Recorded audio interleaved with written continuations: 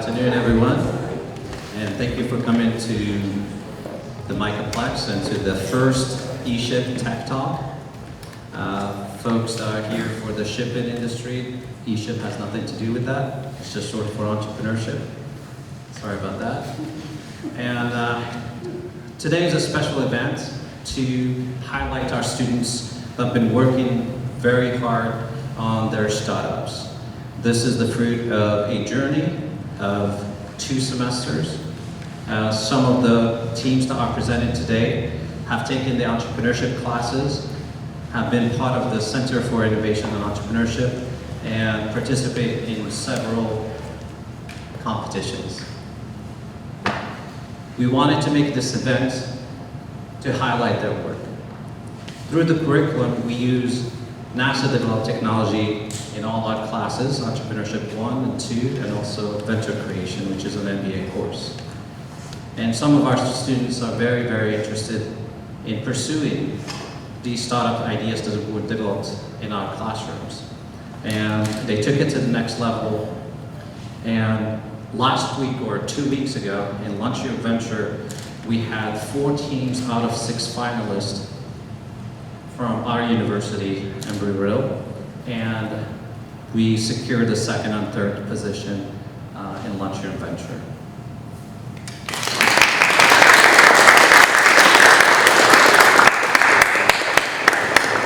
Today we have those 4 teams, and they will be doing their presentations here. And this first ESHIP Tech Talk series is presented by Embry-Riddle Aeronautical University and David B. O'Malley College of Business. It's hosted by Microplex. Thank you for hosting us, Dr. Stephanie Miller, right there. And we also have a happy hour right after this that is sponsored by the Center for Innovation and Entrepreneurship. My name is Ramy. I'm an assistant professor of entrepreneurship at David B. O'Malley College of Business. Thank you for being here. Let's look at the next thing.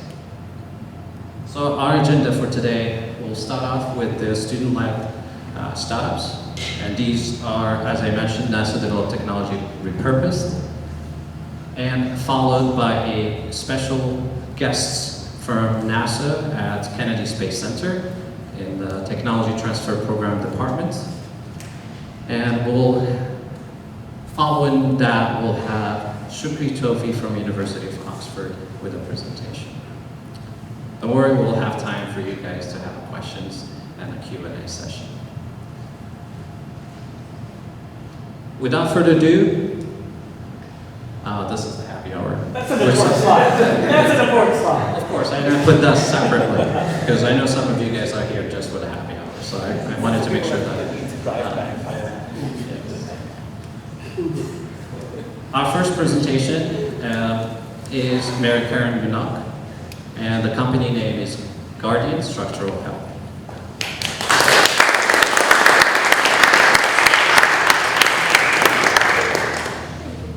Mary Karen is in my Entrepreneurship 1 class, and she has won the 2nd place in Lunch Your Venture.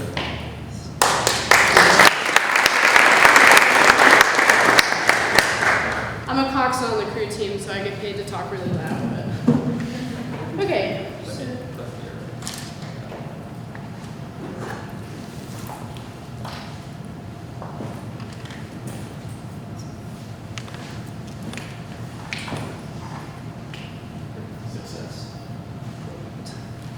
Okay, so where I grew up is commonly referred to as the City of Bridges. With over 446 bridges in the city limits alone, it wasn't hard to get this reputation. Now, when people figure out where I'm from, they usually ask me if I've been on a certain bridge that they've seen in a Super Bowl commercial, and the short answer is yes, I usually take that to the grocery store. Now, there's one bridge about a half a mile away from my house that holds a lot of memories and importance to me and my family. It's the bridge that my mom takes to work every morning, and the bridge that my father used to take me and my brother to school on. And it is also the bridge that we take on Thanksgiving Day to get to my grandmother's house. At least this was the bridge that we used to take. My name is Mary Karen Minock, and I am the founder and CEO of Guardian Structural Health.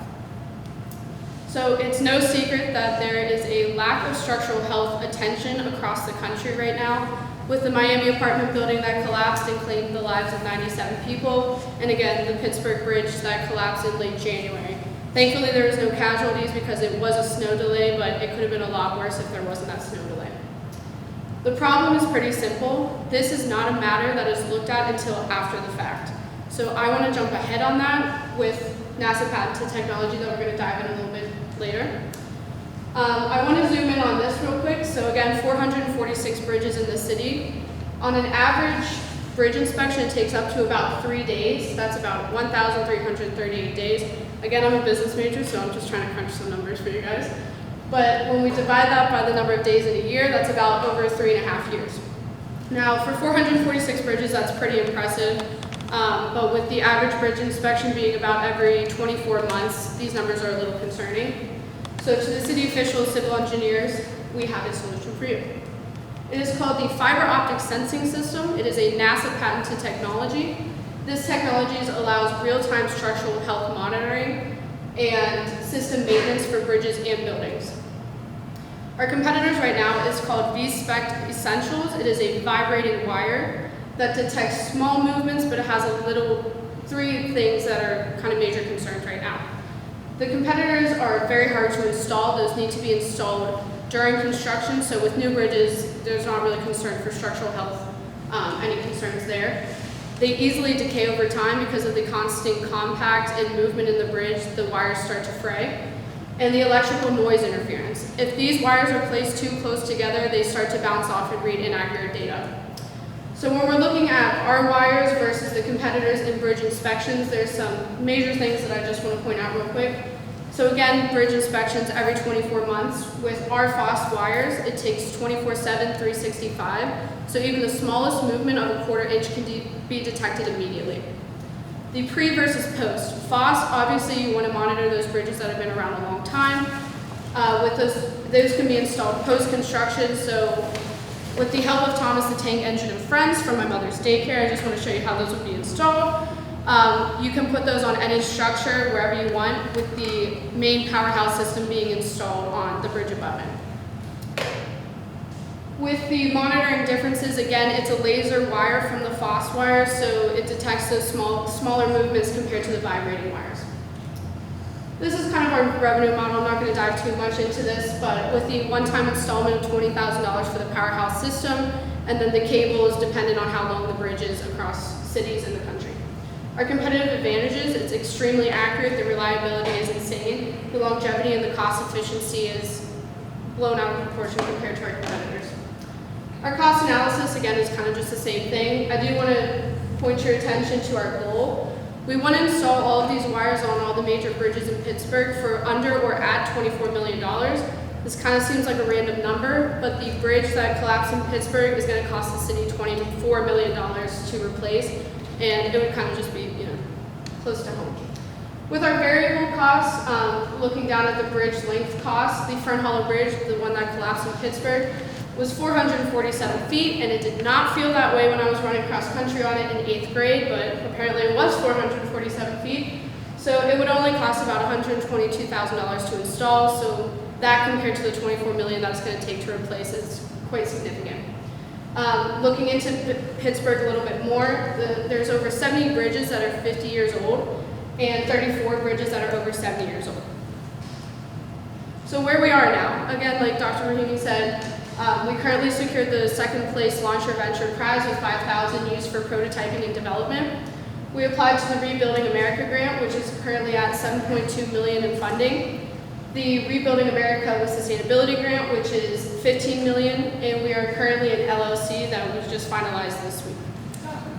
Thank you. So this technology has helped us out of this world, out in the solar system, but I really want to focus on the world that we know today, and I hope you can help me bridge this gap.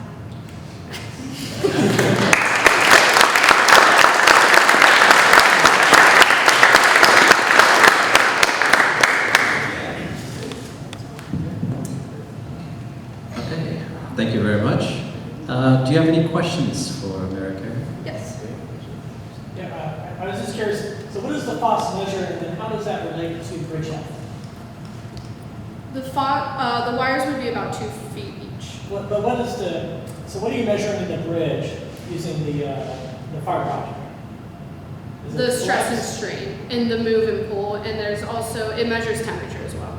They were originally used for heat shields on rockets to measure the temperature difference, and they were also used on wings of airplanes to measure the strain and pull on it. So when you bond it in, the movement changes how the light moves in, the length changes and that changes how the light moves in. Correct. So they'll give you information on how it's flexing, moving, Yep. temperature, and vibrating. Any shift, any movement, any cracks, or any surface problem. Cracks, okay. Yeah. Okay.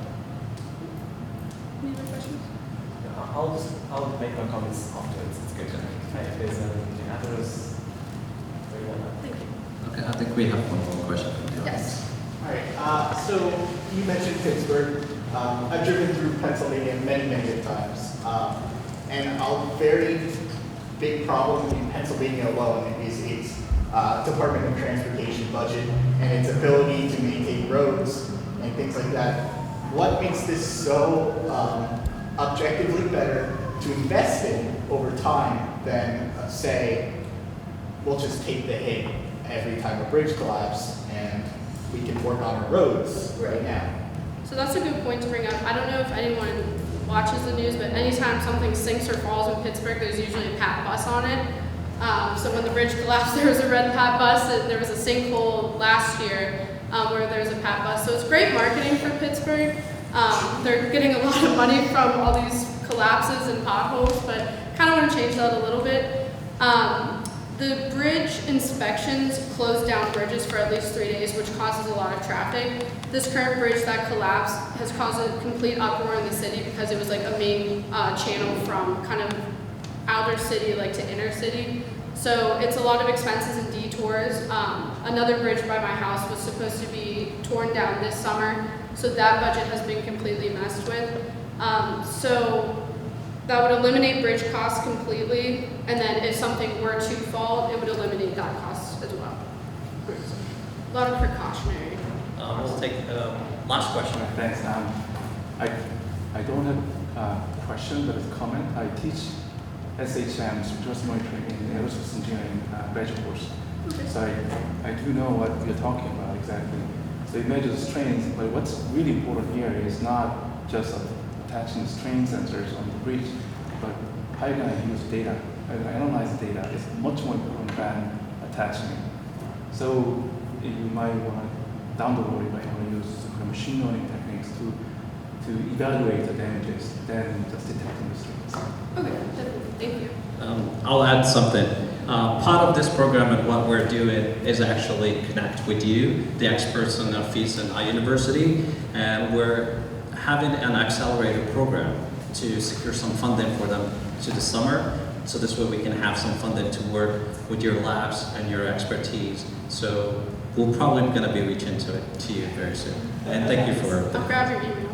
That's okay. Okay. Thank you very so much.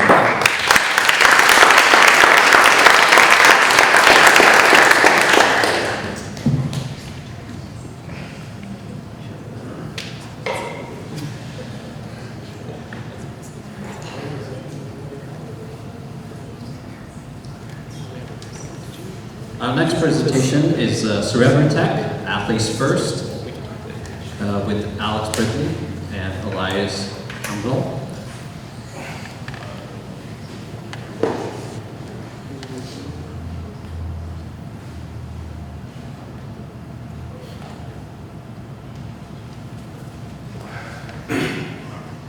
So whether you're a football fan or not, I'm sure we're all familiar with the football player getting hit, falling down, and standing up looking as if he just had one too many drinks at the bar last night.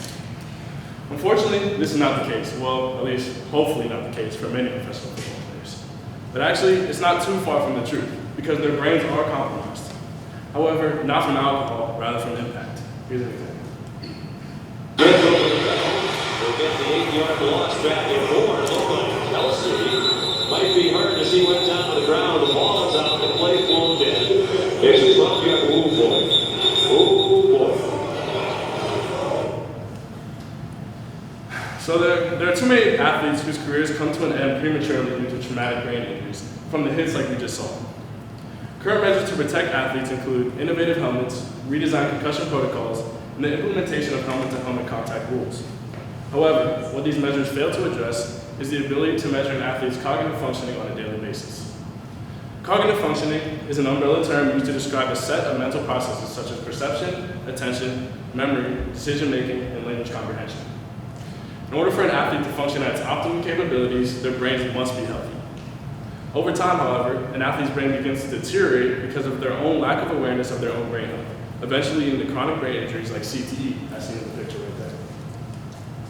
Our technology uses NASA-developed FNIRS sensors in order to detect an athlete's cognitive functioning on a daily basis. FNIRS stands for Functional Near Infrared Spectroscopy and is a non-invasive optical imaging technique used to measure hemodynamic changes within the brain.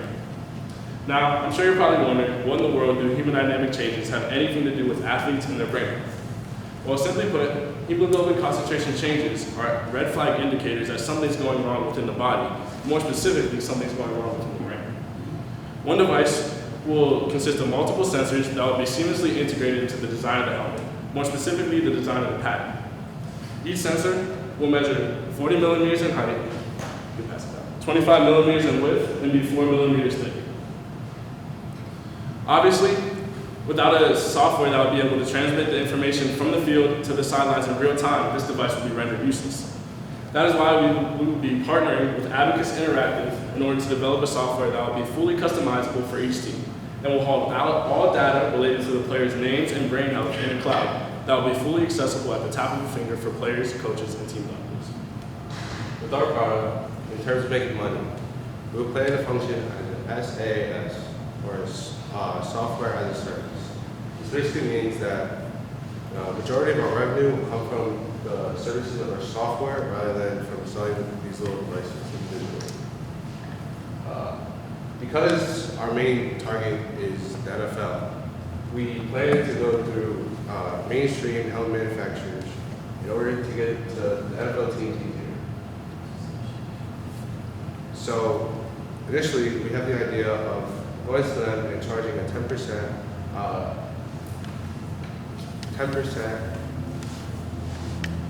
royalty, my bad. Debut. 10% royalty in order to, on all helmets that have our devices. That's just the beginning. The bulk of our revenue, however, will come from an annual fee that is based on the software's use. So as you can see here, we plan to charge each team $17,000 per athlete per year. This is accumulating about $850,000 per year on a team of 50 players. So the breakdown of that is basically each team, each year for a player, it's about $1,000 per player per game, which is pennies in comparison to how much teams pay nowadays to maintain their athletes' health. So moving forward, we currently also just got approval to become an LLC. So we're looking to move into our phase 2 of our business model. We will be entering the accelerator program that Mr. Rahimi has set up for us, and from there we will finalize the business model and secure any additional funding that we may be able to access. Also, with class ending in 2 weeks, we will have availability for the empty labs in order to start developing the prototype, hopefully end of summer, maybe fall. Additionally, our team is looking to position ourselves as reputable by creating a website and strengthening our connections within the NFL industry.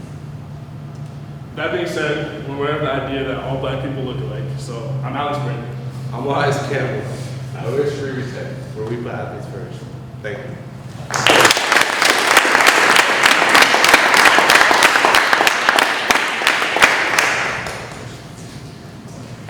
Question? I do have a question. Kind of early. You might consider contacting the Players Association.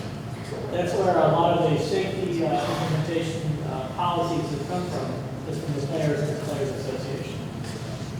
Sounds good, thank you. Yeah. Definitely will do. Go for it. The majority of retired NFL players are accredited investors, and I would say all of them are interested in CT and how to design it. you're not gonna, if you talk, they probably have angel networks set up for X. They do through the Players Association. They're technically angel fund? They have all kinds of, after you retire or quit the game, once you've played 2 or 3 years, Yep. you're vested, and they have all types of capital and entrepreneurship programs that they can tap into. I know that I just did a training camp for them. Oh, wow. Thank you. So Players Association, yeah, that's where it's at. I didn't mention his name. Depending on who you talk to. Anyone else?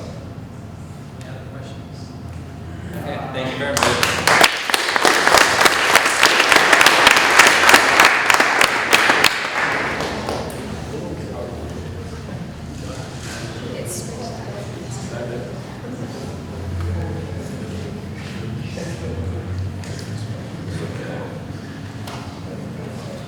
Just one more thing to mention, that Cerebri Tech, there are student athletes here at our university.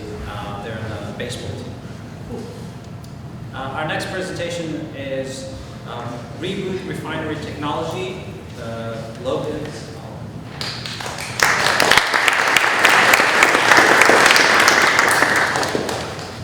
as Professor Rahimi said, my name is Logan Scala. I'm the founder and CEO of Reboot Refinery Technologies. But when I was younger, I was always obsessed with looking for treasure, digging for gold. I would go in my backyard, dig a hole, because I thought I could find some kind of gold coin or fossil. I would even go down to the river and dig for gold at the riverbank, which is ridiculous because I grew up in the mineral-rich wilderness of northern New Jersey, so I was more likely to dig up Jimmy Hoffa than any gold.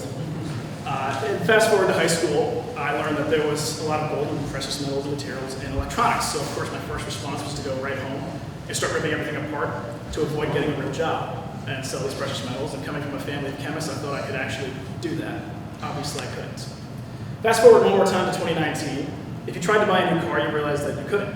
And some people asked why. That's because there was a huge shortage in these chips that are in the cars, these microchips and computer chips that actually let the car run.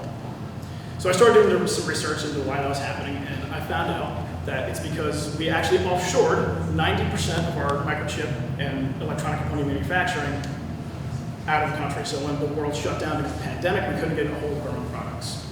So I started thinking, how can we solve that? And our solution is to come up, that's the problem. The problem is that we want to have an available supply for these microchip manufacturing companies coming back to the United States because of the shortage that occurred. They're bringing manufacturing back, and we want to be able to supply them with a cheaper source of these commodities so they can increase profitability and decrease their manufacturing costs. So our solution is to use a recycling process where we take all these precious materials and these electronics and recover them through the use of a obviously NASA patented biological filtration system. And we do this by recycling electronic waste.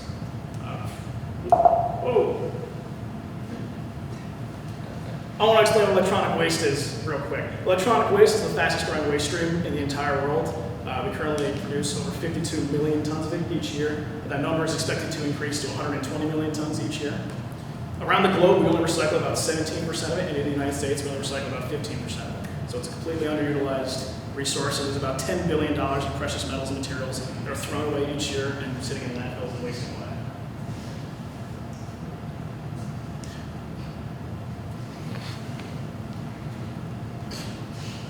It's like, Nice.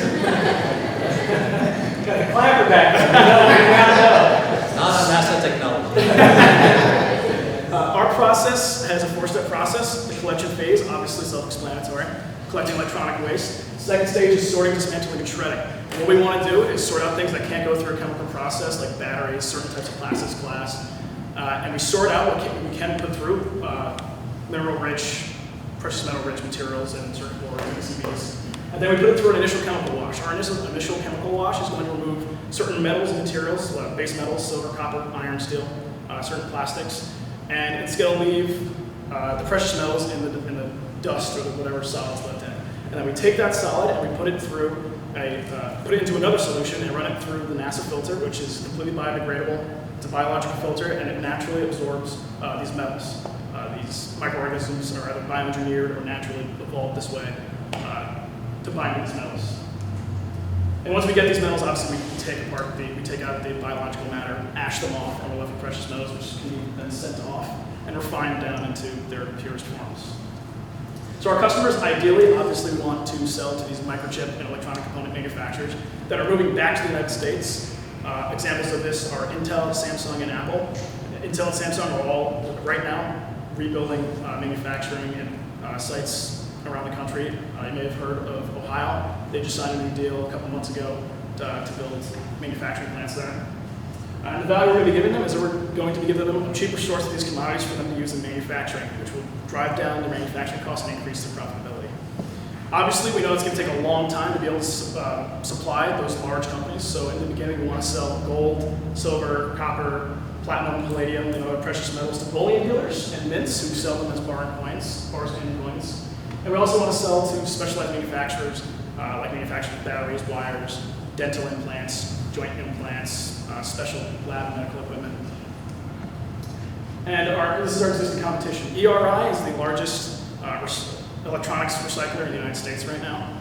And ERI and other recycling companies like them, they take the electronics, and if they can refurbish them, they sell them off. If they can't refurbish them, they break them down into 4 different materials: metals, plastics, glass, and hazardous materials, which are then shipped off to either be used in manufacturing, processed further, or semi-illegally exported to other countries to do certain things, to be further processed.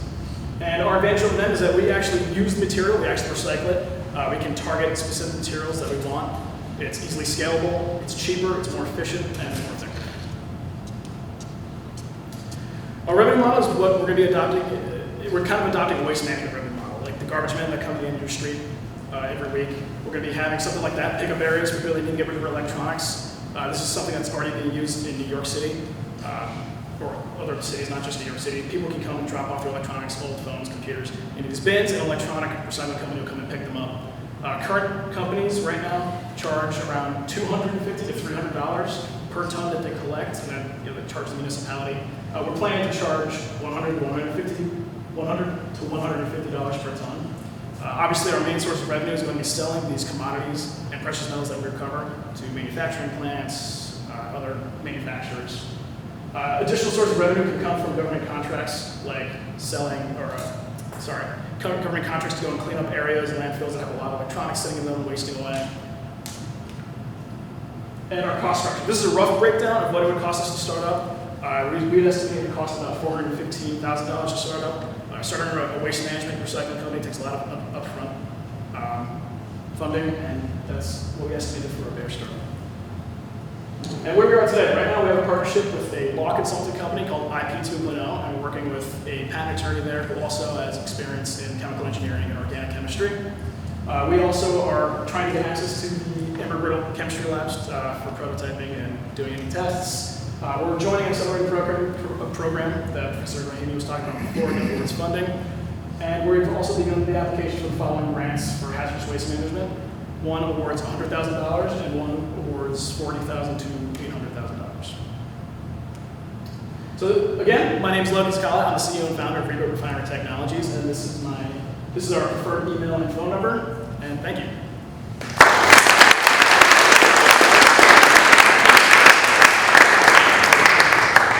Any questions? Yeah. I see that you're applying for awards and grants dealing with pollution management.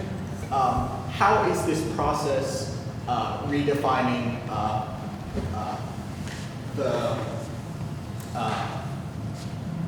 ability to make new electronics? Like, is it carbon neutral to take out these metals, or is it different in any way in the respect of pollution that will help you get into this grant? Yeah, it's certainly not carbon neutral, but it's definitely more green, more energy efficient, and cleaner than current ways that things are currently being recycled.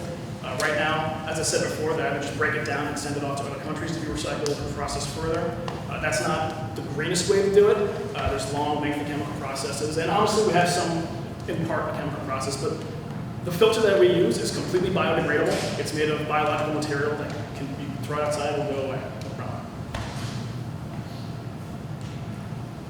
Yeah? So in order to leach the various metals from the electronics, you're going to need low pH, like sulfuric acid, nitric Aqua acid. is, yeah, mixture. Yeah, so we actually wouldn't be using aqua regia because that dissolves the gold. We want to keep the gold in a solid form to be put into a solution to put through the filter, which is naturally. So my next question is, how do you reconcile that whatever leaching solution you're using is going to be hostile to biological life, especially that trace minerals are going to be hostile to the biology? Right, so the initial chemical wash is not the same solution that gets put into the filter. We take that out, we clean it, make sure it's safe to be put into another aqueous solution, which is then run through the filter. Very nice. Yeah. Are you guys going to focus on one specific type of electronic, like say phones or maybe calculators or whatever? I was thinking about that. I haven't quite decided on that. There's definitely different routes we can take. We could even go for catalytic converters if we wanted to. Catalytic converters have a lot of platinum and rhodium in them. Rhodium is the most precious, rarest metal on Earth, for those who don't know. I was also thinking we can go to our competition, like ERI and other recycling companies. The sorted stuff that they have sorted for us already, we could purchase directly from them and put it through our process and cut out a whole chunk of the process. Yeah. Obviously, I'm still thinking things over, trying to figure stuff out. Yeah. Best Buy just started a new program where they're going to, for $200, they'll come to your house, take away your TVs, almost anything that you want. So We started this last week. Yeah. Was it last week? Yeah. Okay, yeah. So I'll charge you $100 if you want to give me a TV. Anybody? Yeah. No, I'll give it to you. Oh. Any other questions? I think Thank you.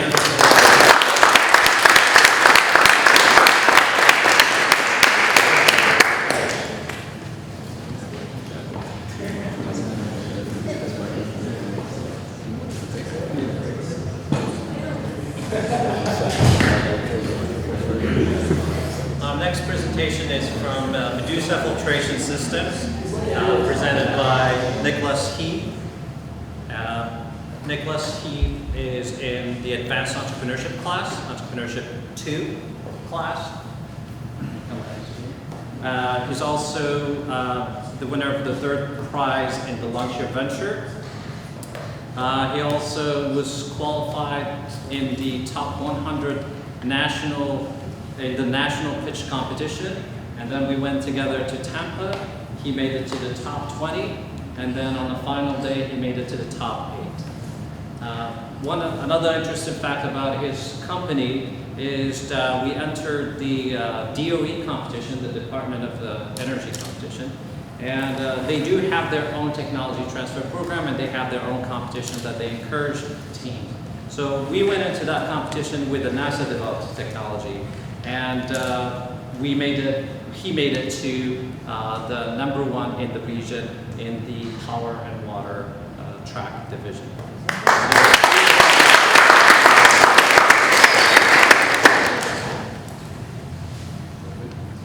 So as Dr. Rahimi just said, my name is Nicholas Heath, and today I'll be presenting Medusa Filtration Systems.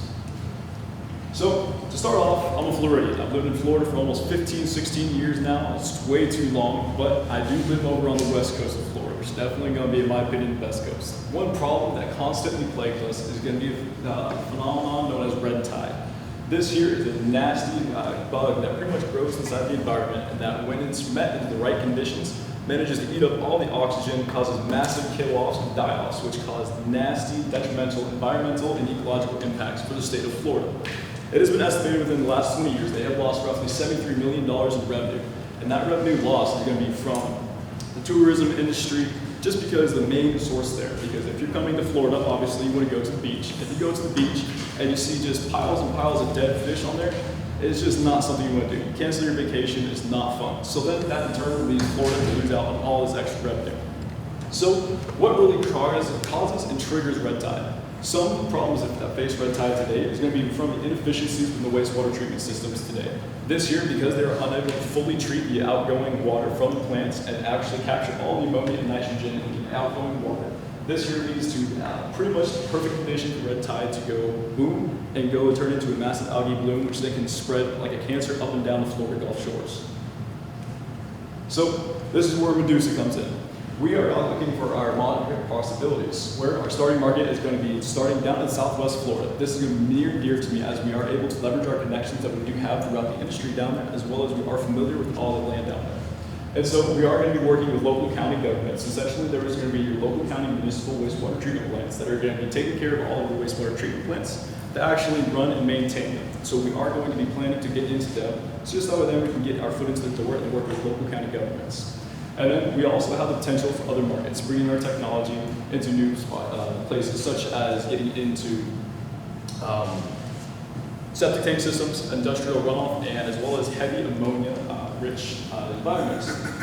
And so there are existing solutions. One solution to pretty much upgrade plants is pretty much going to be costing a local county government a lot of money. So in terms of being able to just shut off a plant and then reroute the water to put in a brand new upgrade, something that could cost tens of millions of dollars, a plant can't usually do that. You have to reroute that water just because people don't stop flushing their toilet. You can't tell people, hey, don't use the potty for right now. So you have to, essentially, the other way you can do it is you can build a brand new plant. But this here is going to cost upwards to hundreds of millions of dollars to build a brand new wastewater treatment plant. They'll be able to handle the inefficiencies with modern infrastructure today. So there are also other filters, such as ion exchangers and biofilters that are able to capture ammonia, but they are not able to do everything that our technology will be able to do, as well as our filter. So our current development is that we are researching for large scale. Everything from using the NASA technology, our chemical filter has been proven inside a lab. So we are seeking funding to essentially bring this into a much larger scale so that we can implement it into our first market. And so we are establishing industry partners, such as an engineering firm to help design the actual filter, as well as a builder, so that we can pretty much sign a contract with them guaranteeing us that we can just pretty much build our filter and then be able to ship it wherever we need it to go, as well as with local county governments. We are trying to expand all our connections so that we can get into new markets and new potentials pretty easily. And so we are also speaking with potential investors right now that are interested in investing in Medusa filtration systems. So that way we can really speed up the process and get our large-scale prototype into the market as fast as possible, so that we're able to address the inefficiencies and solve red tide.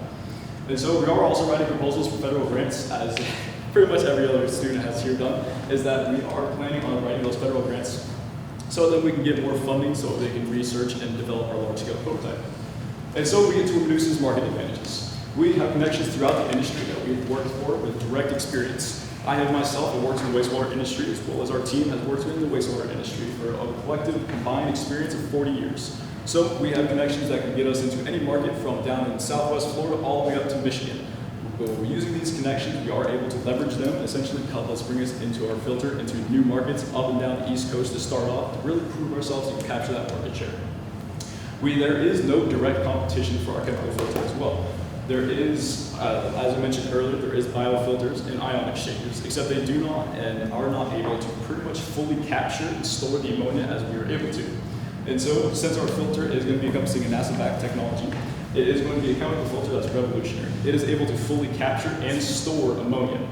Now, that is something that is completely unheard of in the wastewater industry, just because anything else you do in the wastewater industry, for ammonia and everything, you pretty much just recycle it, turn it into something different that's easier to handle. But since the filter is able to directly capture and store that ammonia, we're able to pretty much resell that ammonia to generate a constant stream of revenue. And it's going to be entirely regenerative, allowing the system to extend its life cycle well beyond current filters used today, providing us a much higher market advantage when compared to upgrading an existing plant, putting in new filters in terms of like your ion filters or bio exchanges, or ion exchanges or biofilters, as well as just building a brand new plant. And so where we're at, our revenue streams. So we're going to have 3 methods of revenue generation. The first one is going to be off of our skid sale, which is essentially going to be placing the filter onto a skid, which is going to be kind of like a big metal box that we can ship anywhere, and is going to be essentially kind of like a plug-and-play system is what we're going to be shooting for. So that there we're going to be estimating about $600,000 for each filter, just because every filter is going to be completely different, because no 2 filters are ever the exact same, as well as no 2 plants are ever the exact same. Everybody has different inflows and outflows, as well as inefficiencies and concentrations of ammonia within inside.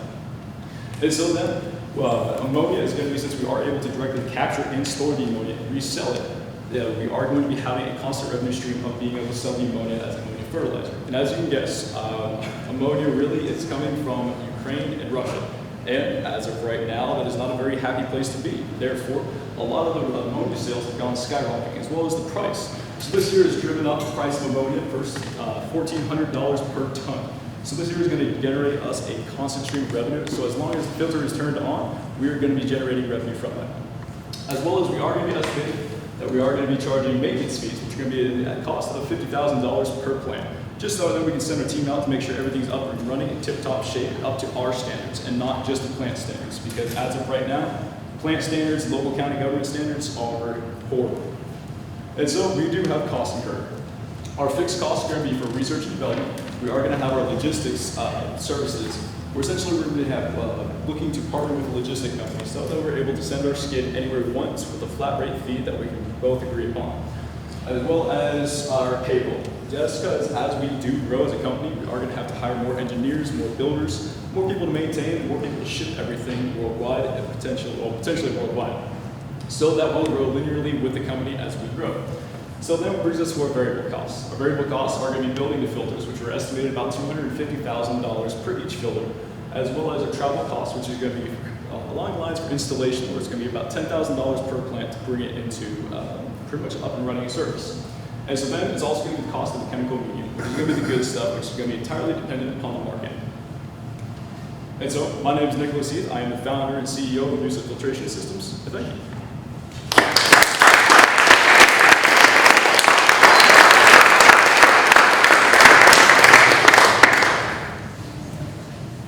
Yes, sir. When I invented this technology 10 years ago at NASA, ammonia nutrient was $200 a ton. Yes, sir.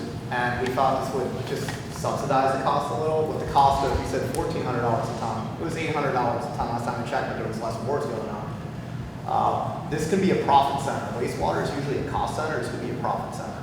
Yes, sir. That's my comment.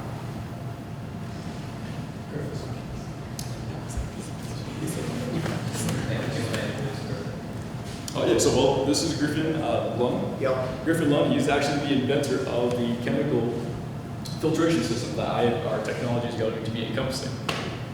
Hi, Griffin. There's a water.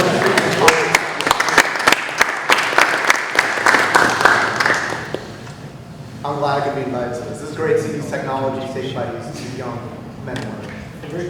Thanks. I'm really nice. Are there any other questions? Probably Nick is #1 on the roster of how many polls you guys got from us. Probably like #1. I've already had all my questions answered from the hour-long call we had. Other two, right? Yes, sir.